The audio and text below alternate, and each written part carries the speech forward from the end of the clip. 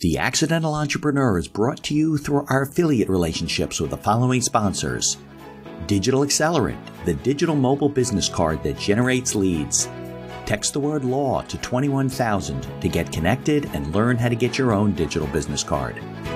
And by Fetch Internet and Fetch Pro, the secure, high-speed app that eliminates the need to pay for hotspots or use public unsecure Wi-Fi. And Printify, the online, on-demand print shop for all your corporate merchandise. Be sure to visit our online store and get your own podcast merch. Listen to all of our sponsors' commercials later in this episode and follow their links in the show notes to learn more about their products and services. So the way you do make it is, it's not that they're not going to have a tough time. It's like you rise to the occasion. You have to grow spiritually and emotionally, and yeah, at the same it's time, hard. I wanted people to have some principles that would allow them to not only build a business or start a business, but to maintain a lifestyle. And that's why I called it a lifestyle entrepreneur. So it's from employee to lifestyle entrepreneur. And I think a lot of people that I've met over the years, dedicated, hardworking, ambitious people, end up finding themselves, they climb the ladder and they get to the top and they say, this is not what I want. This is not the goal I was looking for. I don't have the lifestyle. I can't do what I want to do. Right. It didn't get me where I thought it was getting me. Yeah. And, so that's one of the main principles in the book is it's about well-being, total well-being, which is healthy body, healthy mind, healthy finances, and healthy spirit. Right. So if you work hard and you're successful, but you're a mess inside, then what's the point, right? I mean, exactly. If you live, you'll be really unhealthy, really uncomfortable. If you die young, then what was the point? Yeah. So I wanted to give people a formula or some principles that they could use to build a sustainable business. Yep. That is going to nurture them emotionally, spiritually, physically, and financially. And hopefully, encourage them to jump into a community and start finding their own mentors, because I think that's the next step is after you have this vision and you know who you are and what you want to do.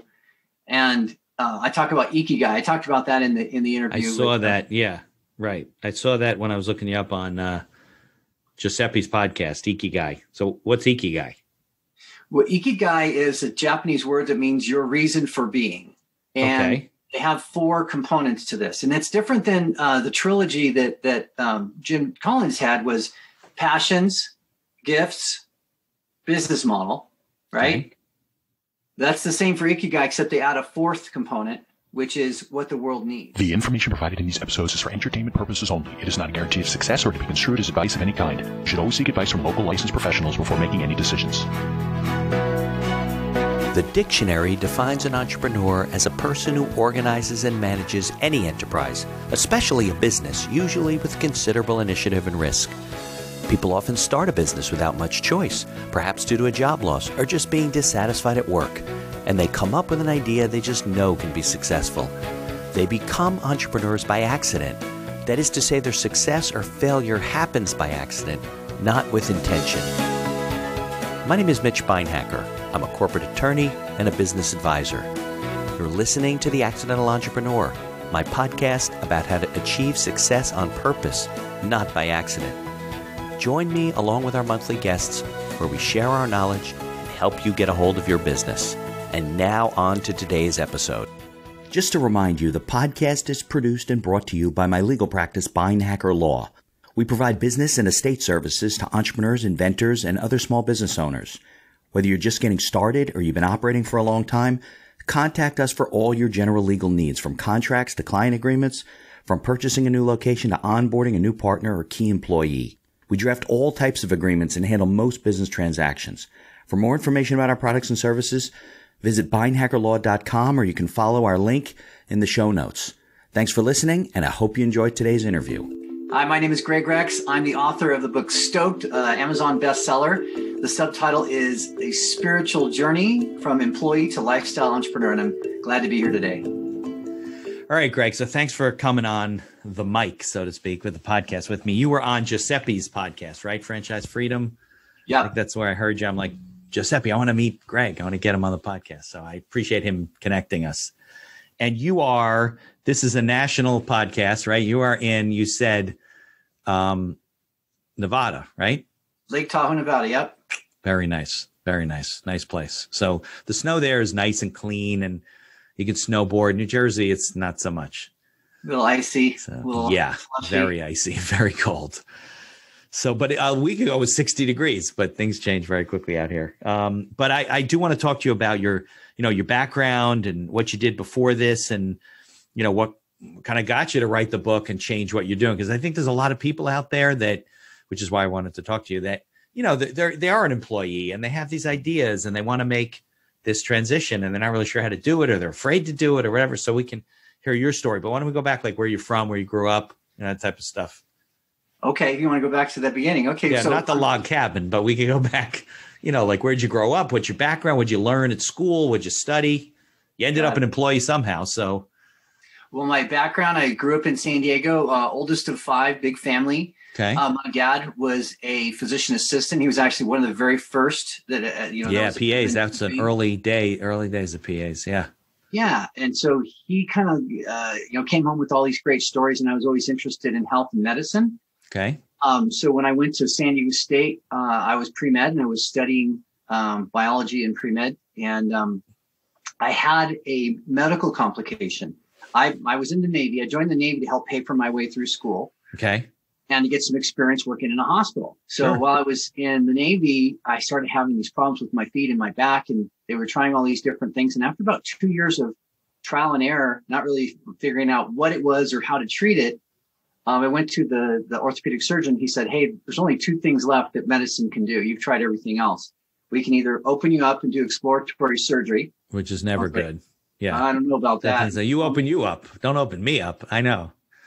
I've had those conversations before. I said, "What else?" He said, "Well, we could do a 6-inch epidural injection of steroids into your spine, and maybe that can stop the pain." And I said, "Well, but that's just going to numb the pain." Does that reduce the inflammation, or no? Just hides the pain? Well, that's what he said. He said, maybe if we stop the pain cycle, we can reduce the inflammation and maybe your body can heal itself. That happened with my neck. Okay. And I haven't had to have surgery. Knock on wood. I'm going to knock on something real quick. Yeah. Well, okay. I figured, what's the worst that could happen, And so I said, you end up crippled for the rest of your life? That could probably the worst. Well, yeah, there's one thing worse than that, which is you have death. I actually flatlined. I had a reaction. Yeah, I had a reaction to the process, and I lost my airway, my heartbeat, my blood pressure. They were doing the surgery? You ended up having the surgery? Afterwards, when the surgery was done, I was supposed to go to work because I was working as a corpsman in the Navy. And when I had this reaction, I basically passed out. I hit my throat on the gurney of the bed, and I was out. Ooh. And it was those life, near-death experiences. I can actually still remember the process, even though I was unconscious. So you had the surgery. You recovered from the surgery. You're going back to work. You're at work. It wasn't even surgery. It was just that epidural injection. Oh, okay. But after that procedure, they had booked me to work, which is not a great idea. Yeah, apparently. I was all still, half out of it. And so the worst thing that happened was that I did flatline. I was dead for about 5 minutes. Ooh. And when I came to, it was, first of all, I was really like, wow, that's not exactly how, if I'm a doctor and I imagine I just did that and almost killed somebody, I would have been pretty freaked out. You think? And then the other thing is I'm interviewing all these doctors that I work with. And at San Diego State, I was the chairman of the Pre-Med Society. So docs would come and speak to us, and I would interview them and ask them a bunch of questions. And one of my questions was always, "Hey, I'm young. I'm excited. I'm just getting ready to go to medicine. What recommendations would you have for me?" And almost all of them said, "I wouldn't go into medicine if I were you." Really? Yeah. And these are my heroes, the people I'm trying to look up to and role models, and they're telling me don't do it. And the reasons I tell that to people about law. I do. The reasons were kind of about this, usually the same. Is like, I can't practice medicine the way I want to. I'm part of this big machine. The insurance companies dictate everything. I'm doing all this paperwork. I'm not really spending time with patients. And they kind of found themselves in a system that they weren't really loving. So that was for me a turning point. And I said, I'm not going to go into medicine. I can't do this. And I started really looking. The more I learned about the body, the more I was just blown away by its own ability to heal, its natural healing ability, our immune system, right? Yeah. And so I decided not to go to medicine. I ended up going to work with Tony Robbins. And that took me up a whole new path towards goal setting and coaching and wellness and peak performance and all that stuff. You didn't know any of that stuff then? You just went to work for him? And I had only little taste of personal development that I had before that. Yeah. Was I'd listened to some Jim Rohn tapes. You ever heard Jim Rohn? Yeah, sure. Is he good to great, or is he? No, that's Jim Collins. Oh, Jim Collins. Okay. Yeah. No, I know Jim Rohn. He's I forget. What's the books that he's written? He was always he was a philosopher and a businessman, but he taught these success principles. He was Tony Robbins' original mentor. Got it. So, but I did read Tony's book and I was blown away. And then I said, okay, I want to work for this guy. And I just went after it. I got hired. Okay. And I sold all my stuff and I went on the road working. Oh, for really? Tony. Yeah. So we had this basically a SWAT team of like 6 to 8, mostly guys, usually 1 or 2 women. And we would go to a city. We'd go to New York, down to New York City, and we'd be there for 8 weeks and we'd sell his seminar. Tony would fly in, we'd do the seminar, and then we'd pack and go to another city. We'd go for 6 to 8 weeks, go to Vancouver, go to Chicago, go to San Francisco. We're all over North America. It was a great experience. Yeah, I'm sure. I had a great time. I learned some great skills. That kind of tickled me. I was an employee. I was working for him. Right. But I got exposure to a lot of entrepreneurs, and it started giving me the curiosity about being an entrepreneur. Then I got recruited after working with Tony Robbins. I got recruited to work as a partner, to become a partner in an Anthony Robbins franchise, where we were running his video events and his live events. And I did that for a couple of years, and that was like my real first. Okay, now I'm sales and marketing. I'm the director of sales and marketing. I'm a partner. I'm looking at the P&Ls. I'm starting to, run a real business. Okay. So that was really my first kind of. So what did you guys do? You taught Tony Robbins principles and did the motivational seminars here, like locally? Because he couldn't go to everything, right? He can't go to every event that he has. Exactly. So we were like, we did video-based programs that had some video from Tony, and then we would facilitate it. So we did that for private organizations. And then we hosted live events, just like I was doing working for him. I would go, had a team of people. We'd go fill the room. We'd sell an event. Tony'd fly in. He'd do the presentation. Oh, he would fly in. Okay. We did both. Got it. But that was a big week. It was one of those stories where I woke up one day and the bank account was empty and my CFO was embezzling from the company. Oh, nice. The experience that every entrepreneur should have very early on in their career, embezzlement by a partner. Yeah.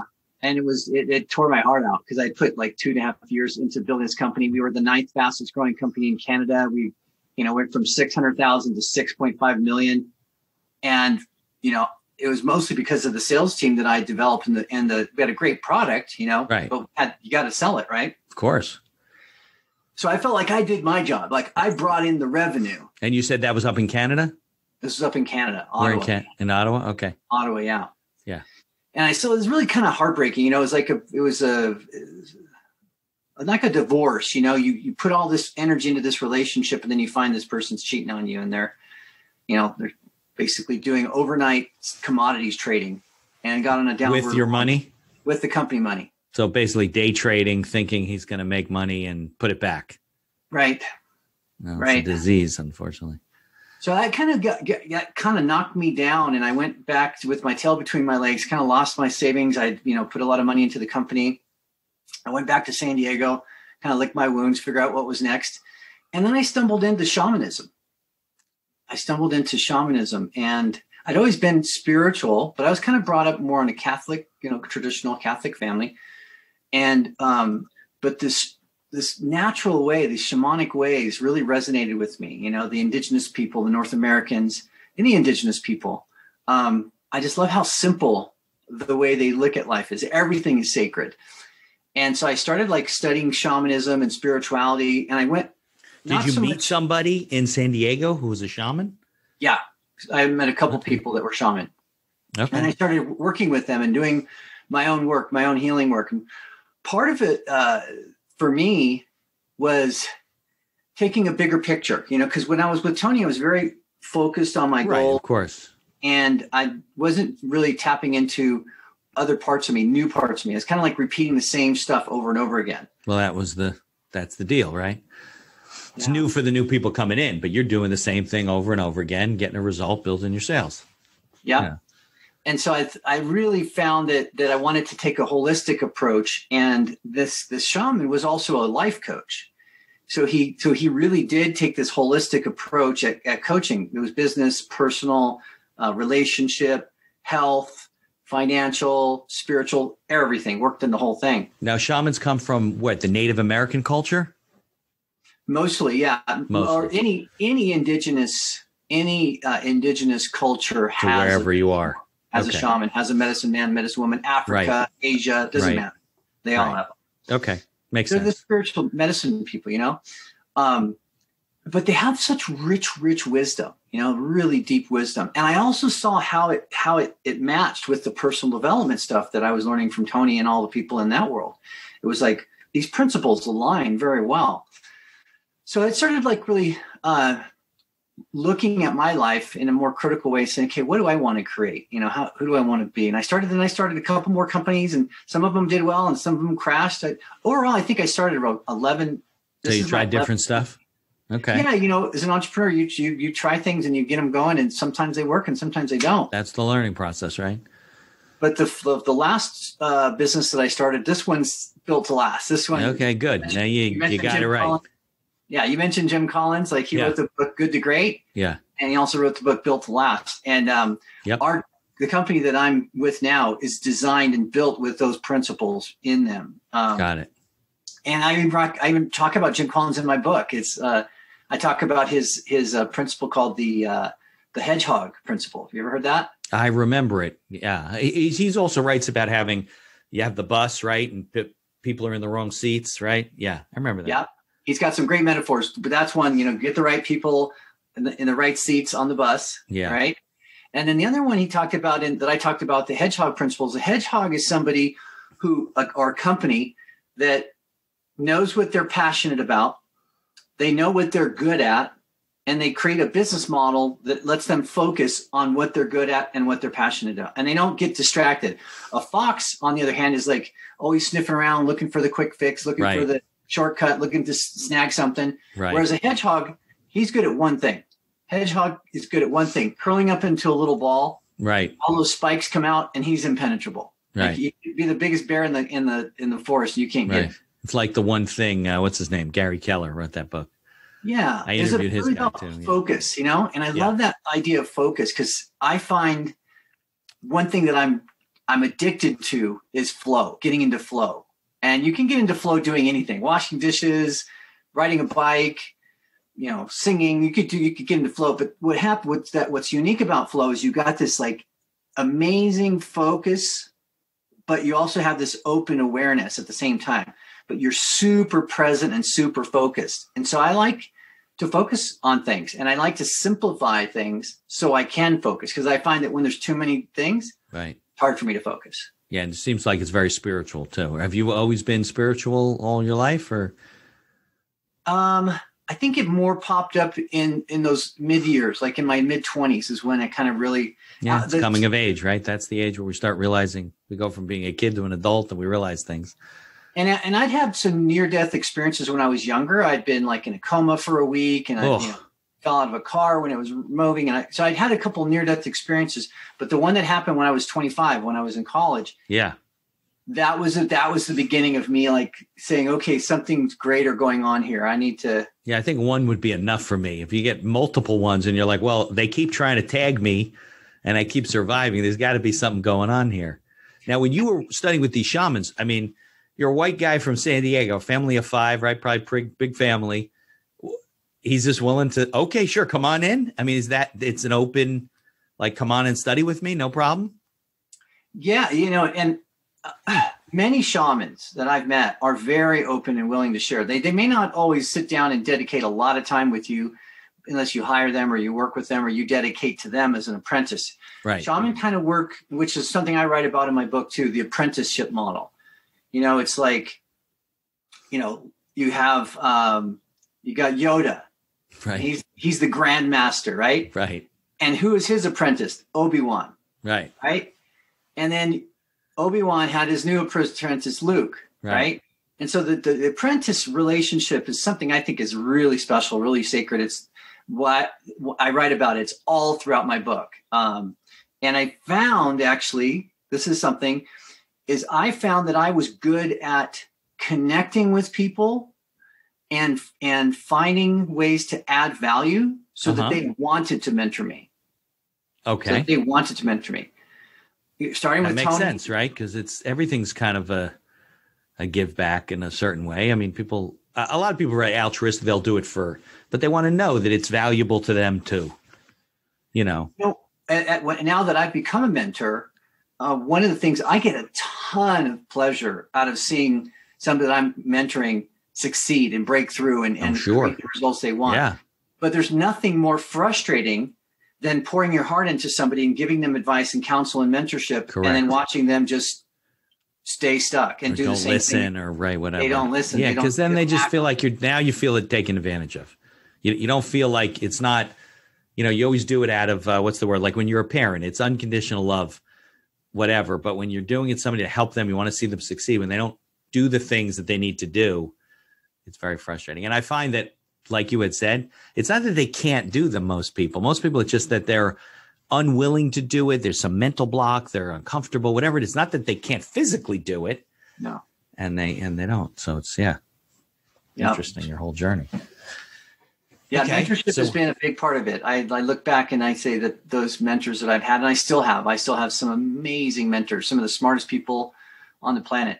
And I write about a few of them. In my book, I write about Marshall Thurber, who's a brilliant man. Okay. I write about Nassim Haramein, who's a scientist. John Assaraf, who's a 3-time New York Times bestselling author. He was he was the senior vice president of one of the companies that I worked with when I was in the corporate race. So I make a solid effort to create those kind of relationships, maintain those relationships, and add value. Right. Well, I think the most successful people in the world you'll find, right? I think you'd agree they all had mentors and they're mentoring people. And that's part of the way to be successful. I talk a lot about if you're a small business owner, get an advisory board, get some mentors, get some people that you trust and care and can share with and share them and help them. It's got to be a two-way street because they're giving up a lot of their time. Yeah. But yeah, definitely a huge element of success and fulfillment in business or maybe in life, And it does take, for the apprentice, it takes a little bit of humility, right? It takes you the willingness to say, okay, I don't know. I'm going to humble myself. I'm going to heed this advice. And I'm going to do, and then you get into a position where you really respect your mentor and they start respecting you. And then you want to do it, not only because you want to do it, but you also want to do it because you know that they've poured into you. So it's actually a little extra accountability when you got a mentor. Make them proud. Sure. Yeah. Absolutely. Yeah. I think it's all great stuff. So you have some mentors right now for you? Yeah. I have some people that it's funny when you get to be our age, I was 54 on Wednesday. So, birthday. It's a funny dynamic, right? Because you feel like you can't go. A lot of people feel like, you're an adult now. What do you need? You can't go to somebody and tell them that you don't understand this and that. You have to help people, but it's not, it's right. It's both sides. So yeah, there's people, I have people in their 70s and 80s that are mentors of mine. There's people that are younger than me, that are mentors of mine. And then there's people that I mentor, and they all kind of bring something different. People that I go to for a different type of discussion, like help with business, help with finances, thoughts about marketing and networking and growing my centers of influence. Mm-hmm. There's probably half a dozen of them, maybe a dozen, and I'm sure you have a lot too. And sometimes it's maybe not as much a mentorship relationship early on. Sometimes it's just, I'm going to their seminars, I'm reading their books. Friendship. Sure. Learning that. I'm learning about their work. But over time, my goal is, if this is somebody who's significant, my goal is always over time is to create a mentorship, friendship, that really deep relationship with people. Right. Well, it doesn't really work if you said you went up to Tony at an event and say, Tony, I want to mentor with you. And he doesn't know who you are. You'd be like, yeah, you and 14 million other people. Sign up for my Millionaires Club. Right. There you go. Got $1 million? No problem. Right.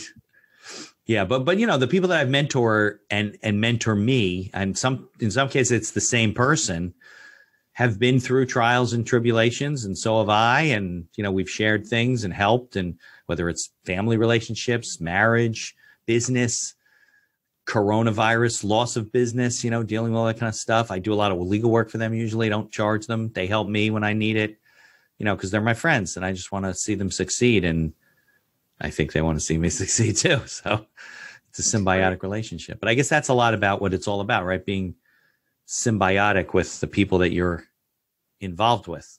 It's a great word, symbiotic. I think of it as an ecosystem. I try to think of everything, business, relationships, where I live, like try to see that there is symbiotic, that it's synergistic, that it's a win-win. Yeah. Right. Not a parasitic relationship. Right. Right. Well, it's all connected, right? It's either connected in a bad way, like you said, parasitically, or it's a positive relationship, but it's all, for people to say that things aren't connected is just missing the whole. Yeah. They're not sticking their head out of the plane looking down. It's all connected. So that's one of the most first principles of shamanism is like everything is energy, everything is connected. I believe that. By the way, if your listeners want to hear some of these mentors, I've interviewed most of them. Mm-hmm. A couple shaman, business people, best-selling authors. If they go to Greg Rex Stoked, that's my private Facebook page for my Stoked business. Okay. Greg Rex Stoked, one word. Okay. They can see those recordings. Those are on Facebook Live. Okay. Well, we'll put a link in the show notes too, so if people want to zip over there. Some great interviews. Yeah. Great interviews. Cool. And a lot of it's about mentorship and their history, and then how they found their gifts and talents. Yeah, it's cool that you were able to capture that, and like it's permanent now. Yeah. That's kind of cool. As opposed to, you can still tell the story, right? You have this wonderful experience. You talk to this person, but to be able to capture it on, I have some podcasts like that with some of my mentors. Actually, one of my biggest mentors, Jack Killian, who's I've known for 20 years. He's probably in his late 70s now. And he still does a lot of entrepreneurship stuff, networking. My first 2 episodes on the podcast were him. We talked about his whole life story of things I never even knew. And it became 2 episodes because we talked for like 2.5 hours. We just kept talking. And it's nice that I have that captured. Yeah. Especially when they're in their older years, and you want to, it's like you said, some of my mentors are in their late 70s. Yeah, sure. So, okay. So take me along the journey now. So you started different businesses, you've been mentored. You're at a place now where when did you write the book? 2 years ago. Okay. So what was what caused you to do that? For me, the book was about leaving something behind and actually trying to. One of my mentors, John Assaraf, he asked me, Greg, who's your audience? Who are you writing this book for? Okay. And I basically said, I'm writing it for someone like me, like 25 years ago, when I was in my mid 20s, and I had all this piss and vinegar and enthusiasm and excitement and passion. If I'd had some mentors that could teach me, because I had to go out and find these mentors, and I did over time, but I wanted to condense into a parable. What the book is a parable. So it's a fictional, fun read. Yeah. Those are good reads. I like books like that. Yeah. It's like, Rich Dad, Poor Dad, or, Celestine Go-Giver. Go-Giver. Yeah. Right. That's how, with lots of lessons built in, right? So it's a fun read. It's a story with lots of lessons built in. So I really just wanted to give that back, and also capture the wisdom of these mentors, and I would say, 80% of the teachings in the book are from my mentors. There's only 20% is from me. So and I actually reference the people. I reference the mentors in the book, and I refer people to their books and to their events and stuff like that. So I really want people to start a journey. Yeah. My hope is that people realize, and I think anyone who started a business realized that there's a spiritual challenge. There's a spiritual component. There's going to be challenges that will either you grow or you don't make it. And, most people know that 80% of entrepreneurs don't make it past the second year. Right. So the way you do make it is, it's not that they're not going to have a tough time. It's like you rise to the occasion. You have to grow spiritually and emotionally. And at the same time, hard. I wanted people to have some principles that would allow them to not only build a business or start a business, but to maintain a lifestyle. And that's why I called it a lifestyle entrepreneur. So it's from employee to lifestyle entrepreneur. And I think a lot of people that I've met over the years, dedicated, hardworking, ambitious people, end up finding themselves, they climb the ladder and they get to the top and they're like, this is not what I want. This is not the goal I was looking for. I don't have the lifestyle. I can't do what I want to do. Right. It didn't get me where I thought it was getting me. Here's a word from our sponsors. Uplift your marketing and reinforce your brand with a digital business card from Digital Accelerant. Use a text marketing combination to stand out in front of your competition. Digital business cards make you memorable and most of all help you bring in new business through its warm lead generator. Motion graphics, intro, outro, and inspirational videos can be added during setup.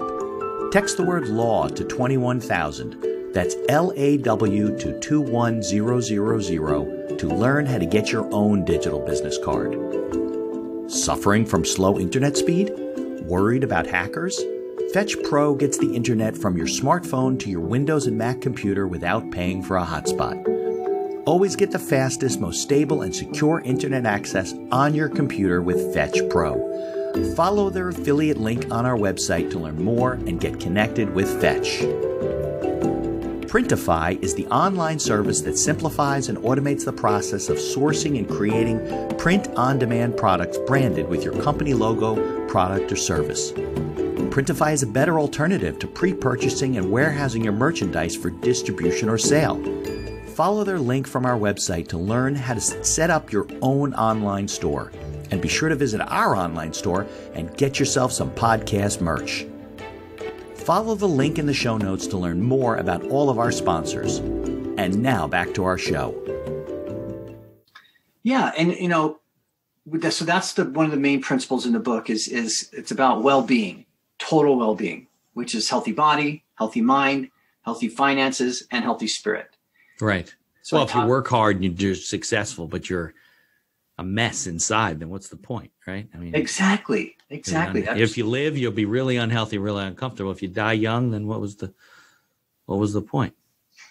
Yeah. So I wanted to give people a formula or some principles that they could use to build a sustainable business. Yep.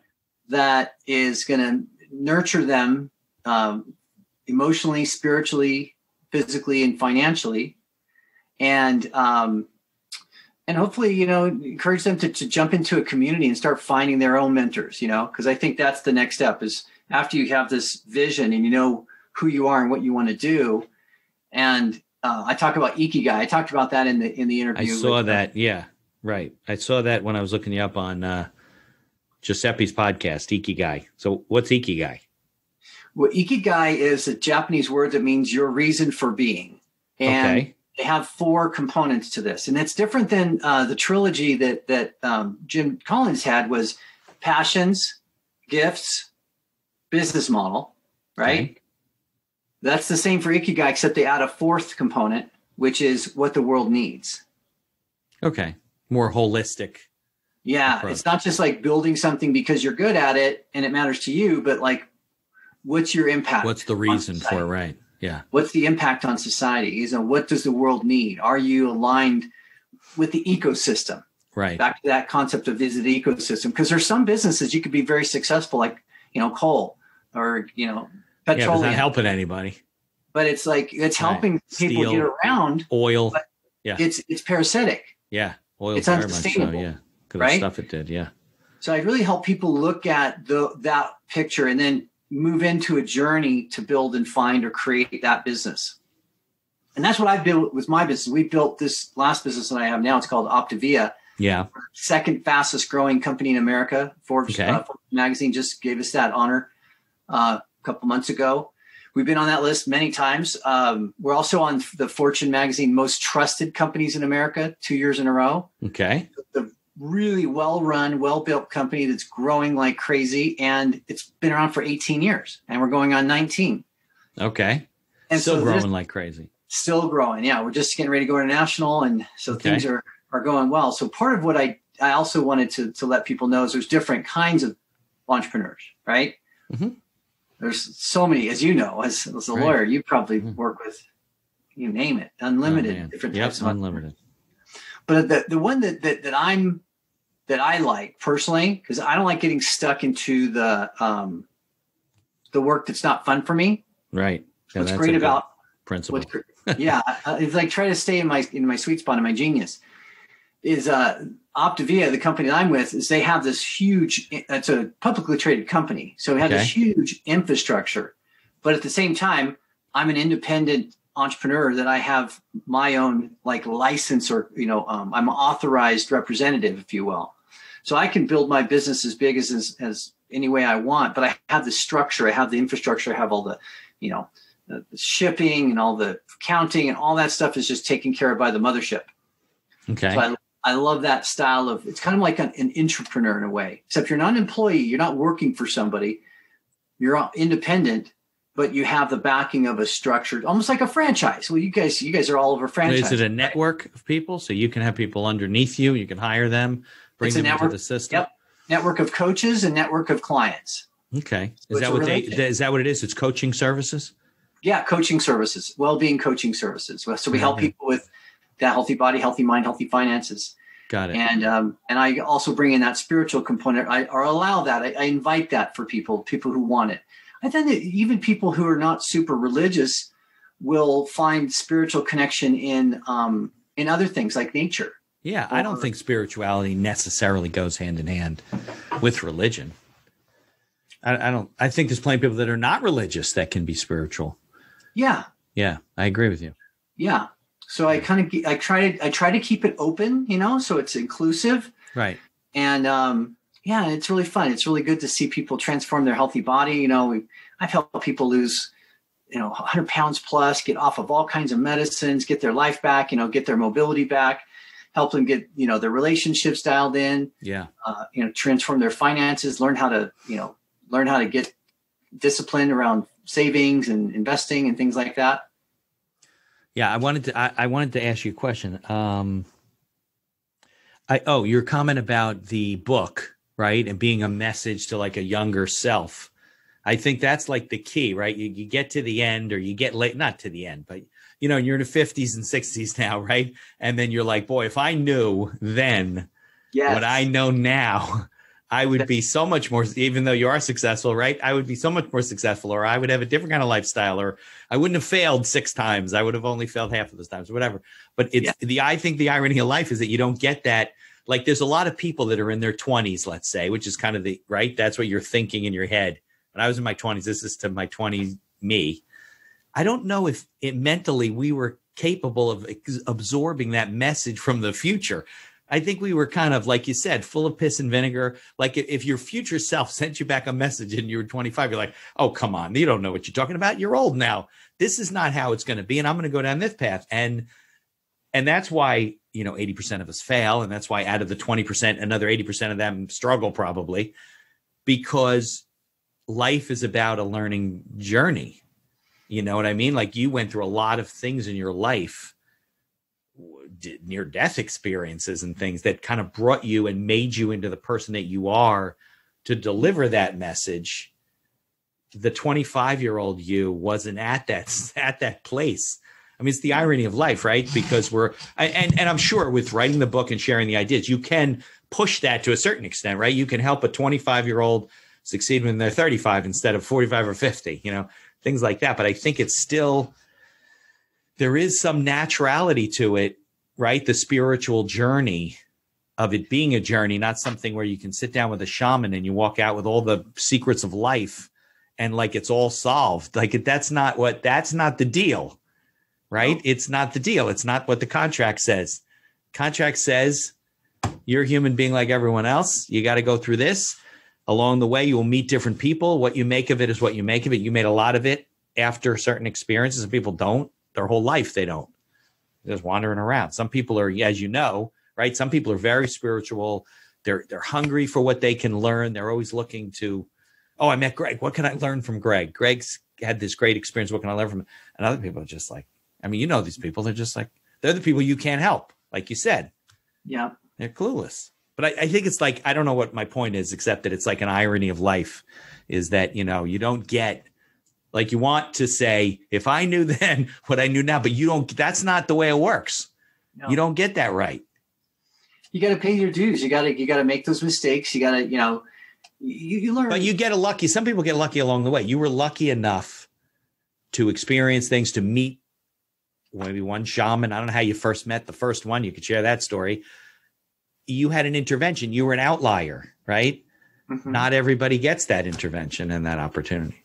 It's good that you're making a lot of it. Yeah. The kind of the journey to meeting that shaman was as I started looking, I'd been presenting and training and teaching, and, Robbins is one of the best in the world. So I had a great mentor of being able to communicate and broadcast and move a room. Right. You're right. I was good at that. But I also noticed that, I'd come back to that same city. We'd go to LA. We'd come back 2 years later, come to LA, and like 3/4 of the room were the people that were at the first event. They're repeat. They're coming back. Right. And I was like, well, and I talked to them and see, how are you doing? What happened since last event? Well, I got a little bump, for the next 3 months. I was on a roll. I got a bunch, and I hit some, and all of a sudden I slipped back. Yeah. But that's natural. It's something you got to fight, right? It's hard. It is. And I think one of the ways to fight that is to not have it be an event, but have it become a ritual, like have it become a habit. Right. Success. Like the principle. That's why dieting doesn't work, right? Exactly. You got to change the way you eat for the rest of your life. If you have chronic weight problems, you can't diet and lose 100 pounds. You're going to gain it back. It's about habits. And see, one of the things I thought that was missing was having coaching in between the events. So you have this event, right? Get these breakthroughs. You get all right, but no guide, nobody to guide you, to help you, right? Yeah, who's going to get you to implement what you'd learned? So you guys didn't have a program that people could plug into. We didn't. No. And so I started looking into coaching, and that's when I found this guy. He was a coach. He was as a life coach. He branded himself, but he also said, my style of coaching is I really bring in spirituality, and I use shamanistic principles. And you had never been exposed to that before? Not really. I mean, I think I'd done maybe one sweat lodge. That's about it. Okay. Yeah. That's kind of what you think about when you think of, right? Yeah. I did one sweat lodge with some Native Americans and did some drumming and had a great experience. Ayahuasca and what is that stuff? Ayahuasca. Yeah, ayahuasca, right? That's kind of what you think about it. This spiritual out-of-body experience. Well, there is definitely shaman that specialize in plant medicine, and ayahuasca is a plant medicine. There's different kinds. That's the deep end of, that's like when you're going in and you have to, that's also part of that initiate. You have to go through a process of being initiated. Most of the ayahuasca is done from not Native Americans, but actually in Peru and Amazon, the Amazonian. That's where Latin America, down in that areas. Yeah, South America. That's where it comes from, that part of the world, right? Yeah, these are old traditions that go back thousands of years. Yeah. Some plant medicine traditions are based on cactus. Like that would be more Native American. They would use peyote. Makes sense. Some indigenous people use mushrooms, and some people use frog. There's all kinds of different, typically hallucinogenic medicines that open you up, and they take you to a different dimension. Right, spiritually. But what I was talking about with him was he was a holistic coach that used shamanic principles, and he used these, the whole looking at every aspect of my life. Okay, what's your goals around your relationships? Okay, what's your goals for your business? What's your goals for here? And I was kind of like at a reset point in my life. I just, left that business up in Canada, back to zero. I got all this enthusiasm and talent. What am I going to do with my life? And that having that experience of being coached had a big impact on me, and it's stuck with me all these years. Sure, absolutely. But the Canada franchise, that was a Tony Robbins franchise, right? But your partner Stoll used the money poorly. Yeah, he didn't steal it. You knew where it went, but it's gone. Yeah, gone. Right. Yeah, it was gone, and so I had to get out of there because I just didn't want to. I was worried that this might be a legal issue that I might end up getting in trouble. Could be. Because of all the people that we owed money to that he wasn't paying. And I was like, oh man. Fraudulent. Right. Who knows? Now, how'd you end up in Canada? You were from San Diego, you said. I was recruited. I was, because I was one of Tony's top performers, I got to go onto his island in Fiji. Nice. Is that a cool place? It's amazing. Yeah. Super. Is it really it's his whole island? It's just him? Well, he has one little island. I don't think they use it, but on one of the main islands. Resort. It's a pretty large resort on one of the islands, and then he has those little baby islands off the coast that I don't think anyone uses. It's just like part of the property. His house is on the big property. His house is on the big property, and it's it's really a resort. So there's lots of houses, and I met one of the guys I met there was one of the top franchisees, and so he had offered me, kind of recruited me. He said, "Hey, Greg, would you like to be my partner? I need somebody like you to drive the sales. We're doing really well. We're one of the top franchisees, but I know we can do better. And I'm looking at your track record. Would you come on as a partner?" And so I came on as a 25%. And he was in Ottawa? Yeah. He's not the one who took the money, is he? Yeah. Oh, that is devastating. Yeah. I mean, you just lose faith in people. And sometimes it breaks your spirit. It really does. And then you're a resilient person, obviously. But then you learn like what to look for, right? Yep. You learn what kind of, I saw a pattern, and it's happened in 2 other businesses that I climbed to the top, and I saw the CEO or the CFO, or usually one of those C-suite positions. And what I noticed is people that are that have their egos just out of control. Yeah. Yeah. And he had a huge ego, and he was very cynical. But now I can smell that person a mile away. Well, experience does that to you, right? Yeah. I see any signs of that kind of personality, and I'm not playing. I'm not jumping in the pond with that guy. Right. Or woman. Right. But it's really, it's a style, it's a way of thinking. So it was a valuable experience in hindsight. I paid a big price for it, but everything's growing experience. You don't want to have to pay for it, but you feel your way to success, right? But it's like you said, right? If you write a book, you send a message to your younger self, even if you told your younger self, hey, be on the lookout for this type of person to protect yourself, whatever. You still don't you haven't had the experience. You don't have the skills. You can't really identify that person because you will, oh no, that's not him. It's that guy. It's not until you have that experience. You can't replace that. No. Because you can inherently see it, things that other people can't see because they don't have the experience. I mean, I do that all the time as a lawyer, right? I've done hundreds of deals. I look at things all the time. They're like, how'd you know that? Because I had a client got burned by somebody when they came to me afterward. And yeah, exactly. Pattern recognition. You start seeing a pattern after a while, and then you say, okay, I know where this is going to go. Yeah, exactly. Well, why is this? And that's experience. But the other thing, though, you're right about, you can't shorten the learning curve. You can lessen the failure rate. Yes. You're still going to need to make mistakes. You're still going to have to fail. You're still going to have to get that database, that experiential database through pattern recognition. But if you have principles, and that's why the book is just full of principles, because principles are timeless, whereas a strategy is like, it's working right now, but it might not work next month or next year. Principles are timeless. And so in the book, I reference Buckminster Fuller and Marshall Thurber, who Marshall was an apprentice of Bucky's for 10 years before Bucky passed away. Okay. And so I've been apprenticing with Marshall for 15 years. And he taught me like everything Bucky taught him. So it's like this, Yoda, Obi-Wan, Greg. And so, and these principles that they're teaching me, they become filters. They become like a filter through which I evaluate my experiences. And they help me identify sustainable, successful laws of nature. He calls them universal principles. Okay. And versus like a strategy or a technique or something that's more superficial or not sustainable. So I think it's a real good idea I would encourage people to get a habit of collecting principles and identifying a handful of principles that you want to organize your life around, that you can use in business, in life, in relationships, and then use those principles to guide you. Can I ask you the question since we're recording this session? Sure. What principles do you live by? One of my top principles is win for all. When I'm looking to do anything, whether it's a relationship, a business deal, or whatever, I'm looking for it to be a win for all. That's a good approach. It should be it should be good for both people or all the people involved. Yeah. Right. Yeah. That's a good one. Another one is,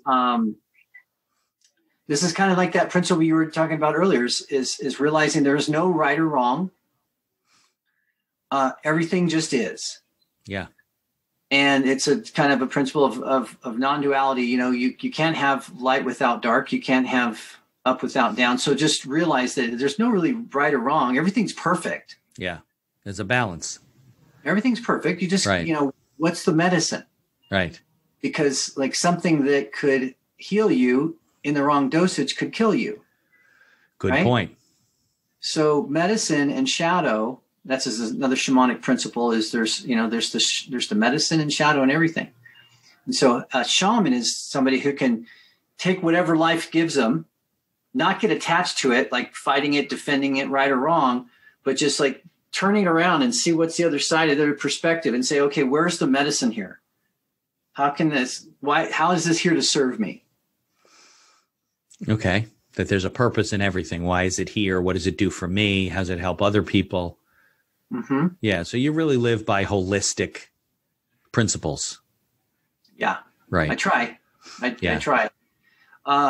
I think the world would be a better place, even from an environmental standpoint, if we made decisions like everything mattered. If companies made decisions like the people that run the companies mattered. And if we made decisions with resources like they matter. You don't get rid of capital resources because they're not replaceable, that type of stuff. But unfortunately, government's arguing people idiots. Yeah, one of Bucky's quotes, it's in my book. It's one of the chapters. At the beginning of every chapter, I put up a Bucky quote. And one of his Bucky quotes is, pollution is nothing less than our inability to repurpose resources. Makes sense.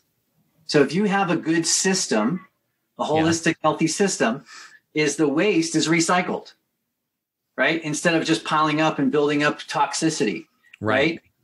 So it's like, that's kind of like that win for all. It's not just a win for you and your client. It's also a win for society. It's a win for community. It's a win for their family.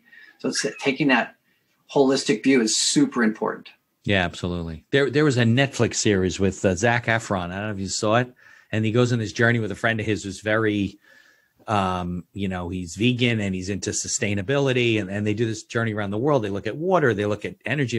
They end up in this village in I think it's Costa Rica, where it's basically self-contained. The guy was, I don't know, an attorney or something in the States. And he's like, I'm cashing it all in.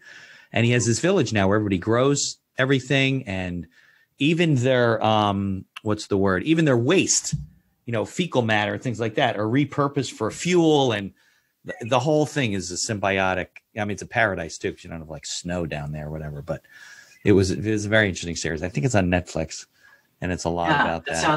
That sounds like something right up my alley. Yeah. It's like 4 or 5, 6 episodes. The sad part about it is at the end, his friend, who was really the one who brought him on the journey, had to go back to California where he was from.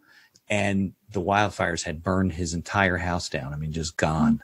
There's nothing there. He had to start over again. But what taketh and they cometh, right? Cometh. Here's another that reminds me of another principle. This is a principle called post-traumatic growth syndrome. Okay. And the heuristic or the fundamental, like the one-liner, is what doesn't kill you makes you stronger. That makes sense. You hear that a lot. I agree with that. But it's a mindset. So there's a great book. If you haven't read it, it's called Anti-Fragile. Okay. And the concept of the book is if you're going along in life and something hits you and knocks you down, if you're fragile, you break and you don't recover. Right. You get stuck. That's called post. There's people like that, right? I mean. Oh, everyone has had that. Everyone has an unexpected traumatic event. You're going along, life is good. You get your butt kicked, and then you never heal from that event. Shatter in a million pieces, right? That's called fragile. That's called post-traumatic stress syndrome, right? There's another pattern where you're going along, something knocks you down, but then you bounce back up to where you were, and that's called resilient. Sure. But there's something more common than post-traumatic stress syndrome. It's post-traumatic growth syndrome. And that's when you're going along, you get knocked down, but you bounce back better and you maintain a new level of, because what doesn't kill you makes you stronger. Instead of dropping something and it breaks, Sure. you drop it and it gets stronger. Right. So these episodes for the guy who just lost his house, if he pulls back, he goes into depression. Right. He doesn't recover. Right. If he bounces back, well, he's resilient. That's pretty good. That's better than fragile. But some people use those experiences, like getting embezzled or my near-death experience, Right, to drive them to a new level. And it drives you to a new level, and that becomes your new norm, and you never go back. Yeah. So there is this, and it takes a mindset of like embracing adversity, embracing. And a great book for that, besides Anti-Fragile, is The Obstacle is the Way. The Obstacle is the Way by Ryan Holiday. Okay. And that's a principle I really try to, and especially this year, man, with this whole craziness. That's the word of 2020 is resilience. I definitely, and I know people that bounced very high, just like you said. They said, you know what we're going to do better. And then there's people that just fell apart. You're right. Yeah.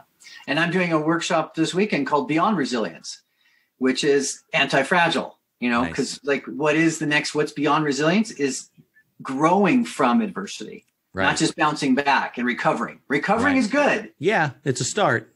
It's better than fragile. Yeah. But, you can actually get better through these things if and these other principles will all help you with that. Right. But a lot of it's mindset, right? A lot of it is, people have adversity in their life. Why me? Whoa, this isn't supposed to happen to me. And they fall apart. The other people accept the fact that it's going to happen. I mean, that's life, right? You're not going to, it's not whether you're going to fail. You might fail in business. If you're going to go and become an entrepreneur and you're going to put yourself out there and you're going to try things, you will fail. I don't know what it'll be at. It might be a part of a business, might be at all of a business. You may get taken. Somebody takes advantage of whatever it is. It's going to happen. So if you accept that, it's just a signpost along the way and a learning opportunity. And there's people that recognize that, and other people that are afraid to even get out there. And they're like, "Oh, I don't want to fail." Well, what do you mean? You're going to fail. It's not like, okay, good luck. No, you can wish people luck, but they're going to fail. Yeah, if you don't want to fail, then don't do it. Entrepreneur, right? Exactly. Don't take on the project. Period. The accidental entrepreneur. A lot of people end up accidentally. They don't plan on anything, and that's why 80% of them fail. There's no planning. There's no recognition of the whole mindset of, because if you accept, and you do obviously, right, and I do too, that failure is part of the growth experience, then when it happens, it's not such a traumatic experience. You're expecting it. It's like, well, right. I would say that about who talks about that? It's like your first time that you do something, right? So you're a young lawyer, you're going to court and you're nervous. You probably wet your pants. You got to go in front of the judge. You don't know the rules. You don't remember everything. You don't want to make the partner look bad, right? You're a wreck. So, but if you accept it, if you said, I know this is not going to go well. It's my first time that I'm doing this. First of all, it'll probably go better than you think, right? And doesn't have such an impact on you emotionally because it's what you expected. So that's the way I try to tell people to approach situations, like take the air out of the balloon. Yeah. We've all survived. Look at the things you've survived. Excuse me, my French, but yeah, you've been through stuff that I could throw at people and they would shatter in a million pieces. And that's the thing about adversity. It brings out character. It definitely does. It's a chance for you to rise above and show what you're made of, and then that experience will help you hopefully in the future make better decisions and also become more resilient because you're tougher skin and you know how to that you made it through. I made it through. It's not your first time. I've been through this. It happens all the time. It didn't knock me down before. Why is it going to knock me down now? I'm really blessed that our business is essential. And so we haven't skipped a beat. We've been growing. Actually, this has been a record-breaking year for us. Right. With coaches and clients and revenue and everything. And we're doing phenomenal. But I'm, if I were to lose it all, if I were to just end up, something exploded, some unexpected thing happened. Right. all I need is a phone. Right. You'd start over and rebuild it and build it bigger. I've done it before. I can do it again. I'm sure there'll be bumps along the way. What you're doing now, look, there's people that lost everything during the pandemic, totally not within their control. But some of them are coming back strong and some of them aren't. And, you're right. It's just recognizing where it's going and that it's okay. You can accept the system. Not that you don't have control over it. You do. I'm not saying be a passenger in life and just say, well, I don't have any control over it. I'm not saying that. But I'm saying that if you have that mindset, it's a, what's the word? It's a plentiful mindset. It's a success mindset. It's a, this is just a piece of equipment that didn't work and we'll figure it out next time. And I think that's good. I want to read your book. Definitely. I'm going to look up. Can we think in the show notes, like link to Anti-Fragile? And those are great. I highly recommend those books. The Obstacle is the Way, Anti-Fragile. Of course, my book Stoked in there. And people want to get a free copy. They can get a free copy just by going to stokedthebook.com. Okay, just an electronic copy? No, they get a soft copy. They just have to pay for shipping. Okay, great. Is it on Audible? Can I listen to it in the car? It's on Kindle. Okay, I can read it. I can't drive and read, so. No, but you could have it play. I can't listen to your voice reading me the book? No. That'll be the next thing you do. That's on the list. Definitely. All right. Well, Greg, I can't thank you enough for spending a whole hour with me talking about this stuff because I'm a big, I don't know, philosophical is the right way, but definitely spiritual in terms of what life, comes our way we got to deal with. And I hope people will read your book. And I'm sure people always connect with me when they hear episodes. Oh, can I meet Greg? So I will connect you with them. And I wish you luck. I wish you happy, good holidays. And 2021, a better year than we could put 2020 in the rearview mirror for a lot of people. I'm ready. I'm doing my goal setting workshop this weekend. That's what Beyond Resilience is. It's the 3-hour goal setting workshop. So I'm excited about that for my own self and for the students that are going to go through it with me. Good. Well, I appreciate coming on. Thanks so much. It's a pleasure, Mitch. If you like the podcast, please tell others about us. You can find us on Apple Podcasts, on Google Podcasts, on Amazon Music, and many of the other podcast directories. If you like what you hear, please leave us a 5-star review and feel free to share our episodes on social media. If you have any questions or comments, ideas for the show, or you'd even like to appear as a guest, reach out to us by email at info@beinhackerlaw.com. The Accidental Entrepreneur is hosted and produced by me, Mitch Beinhacker. If you'd like more information about my legal services, you can find me on social media or visit my website at beinhackerlaw.com. Thanks for listening, and be sure to subscribe to our feed to be notified of all future episodes.